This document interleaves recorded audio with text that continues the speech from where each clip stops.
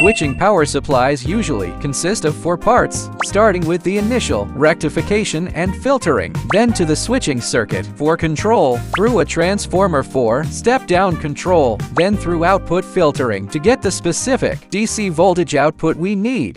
In this lesson, let's talk about a 3-phase to DC, 60 volts 5 amperes switching power supply. Most switching power supplies look pretty much like this. First, let's look at pins 7, 8, and 9 here. This is the front end of the circuit. They are live, neutral, and ground. Right here, on the neutral line, there's a fuse attached. The fuse's job is to protect the later stages, preventing the chip from getting fried due to overcurrent. Next up are the X capacitor, common mode inductor, and Y capacitor. Together they make an ME filter circuit. Its function is noise filtering and electromagnetic compatibility. Then there's the bridge rectifier. The bridge rectifier's job is to turn the 220 volts AC into a full wave DC.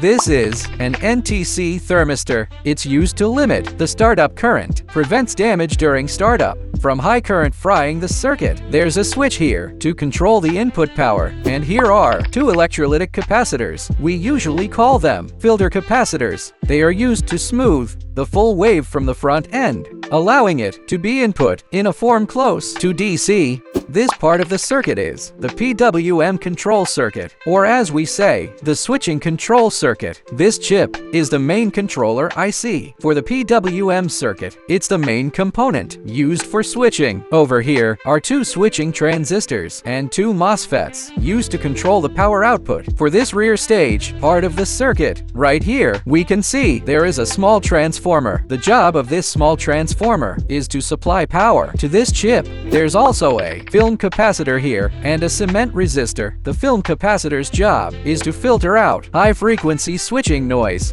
This cement resistor acts when power is cut off. It bleeds off the current from the power supply board, preventing accidental contact that leads to electric shock. Next is this big transformer, usually called the main transformer. Its function is to take the output switching voltage and step it down for the rear stage circuit. Over here, we can see there's also a diode. It's used to rectify the voltage output from the transformer. And here is an inductor and 3 small capacitors, plus another capacitor here for the rear stage filtering. Now in this area, we can see a feedback circuit. It has 2 parts. One is the thermistor and the op-amp chip.